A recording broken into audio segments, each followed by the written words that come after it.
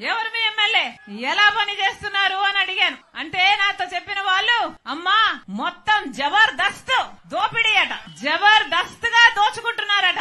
ఎలా ఉంది మీ ఎమ్మెల్యే అంటే, ఎమ్మెల్యే కాదమ్మా మంత్రి అన్నారు. పోనీ ఎలా ఉంది అంటే, మాకు ఒకరు కాదమ్మా నలుగురు మంత్రులు అన్నారు. నలుగురు ఏంటన్నా అంటే, ఎమ్మెల్యే గారు మంత్రి అట, భర్త మంత్రి అట, వాళ్ళ అన్నలిద్దరు కూడా మంత్రులేడట. యథేచ్ఛగా జబర్దస్త్ గా దోచుకుంటున్నారట. గ్రావెల్ వదలరంట, చెరువులోని మట్టి వదలరంట, ఇసుక వదలరంట, ఏది గాని వదలరంట.